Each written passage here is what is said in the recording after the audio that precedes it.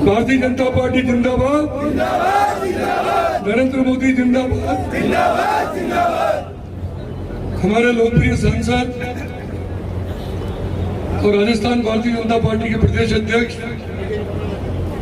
आदरणीय सीपी जी जोशी जो तीसरी बार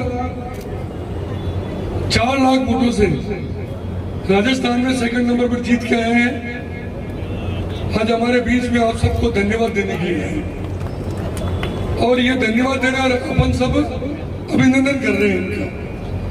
और इन्होंने जो पिछले 10 साल में सेवाएं दी इस चित्तौड़गढ़ लोकसभा क्षेत्र में, वो मैं भाषण में नहीं बताऊंगा, मैं क्योंकि इनकी तबीयत भी ठीक नहीं है, सीपी जी खुद बताएंगे कितनी देर भी बोल सके वो, लेकिन इसके लिए एक बार जोरदार तालियां मुझे। लेकिन मन में कभी कभी इस बात की तकलीफ होती है कि नरेंद्र मोदी जी ने पिछले 10 वर्षों में जिस तरह हिंदुस्तान का नाम रोशन पूरे विश्व में किया, नरेंद्र मोदी जी ने जो काम की,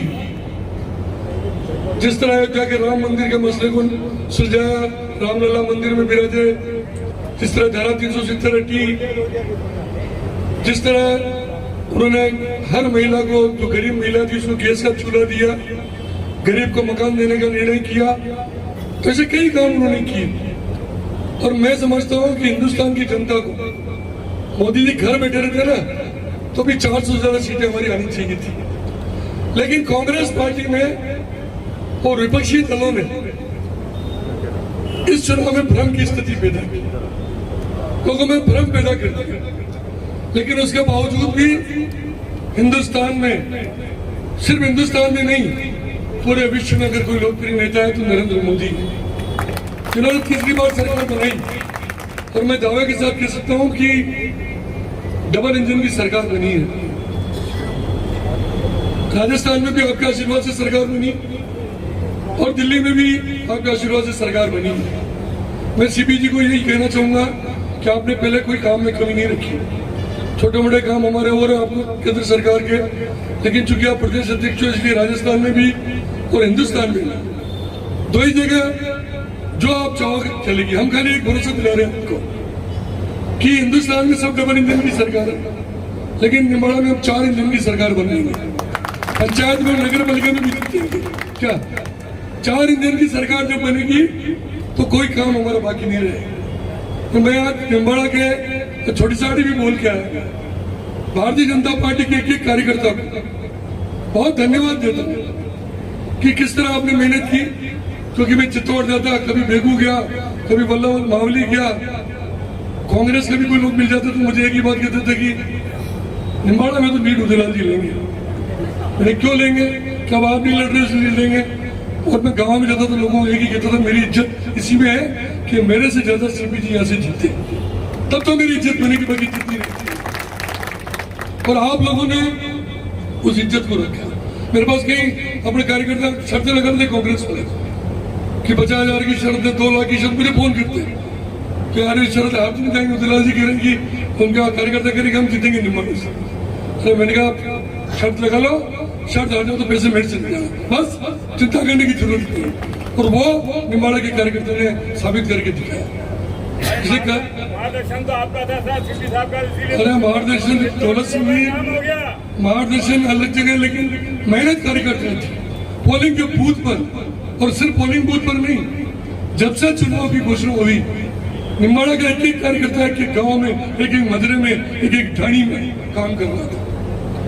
और देखो मुझे तकलीफ भी होती कि मेरे भाई साहब को 2 बार हरा दिया आपने। एक बार तो विधानसभा हरा दिया, एक बार लोकसभा में हरा दिया। भाई साहब कह रहे थे कि श्रीचंद जी का दिमाग खराब हो गया, पागल हो गए, करते नहीं करते चुनाव। अब कौन पागल हो रहा मुझे पता नहीं, 2 चुनाव हारने थे, मुझे कहने की जरूरत नहीं है।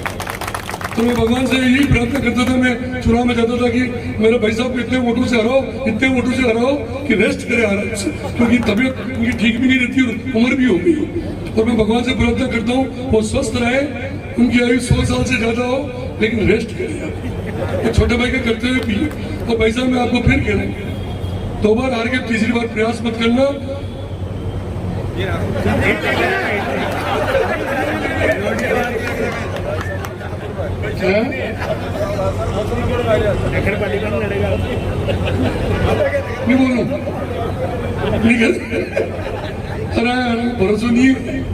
હું જાણું કઈ लेकिन हमारी जिम्मेदारी है ना स्वास्थ्य चिंता करनी है।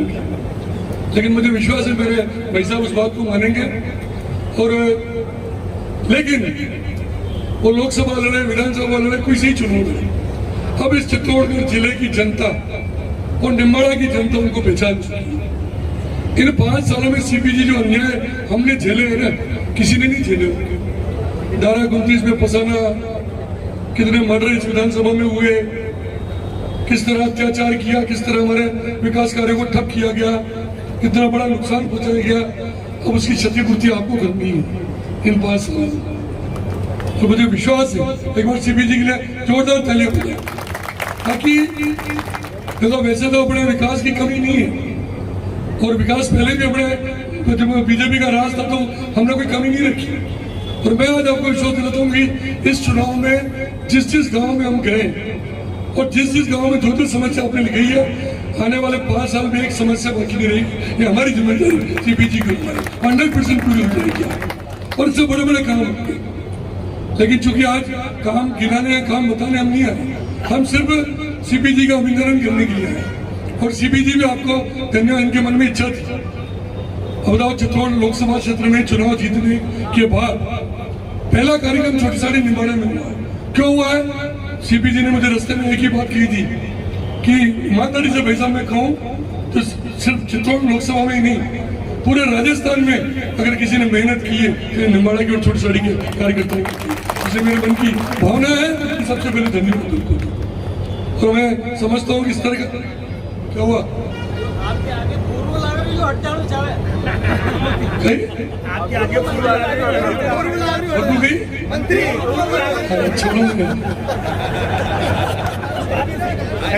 देखो मेरी बात सुनो, मेरी बात सुनो। मंत्री से कोई फर्क नहीं पड़ता, लेकिन मेरी बात तो सुनो। हमारी जिम्मेदारी इस बात की है, हम एमएलए रहे, मंत्री रहे, एमपी बने, कुछ भी बने, जिस जनता ने हमको इस पद पर पहुंचाया उसकी ईमानदारी से सेवा करें, मैं भगवान से प्रार्थना करता हूँ। ईमानदारी से जनता के दुख दर्द में उठा और उसके प्रयास में हमारी तरफ से कोई कमी नहीं रहेगी।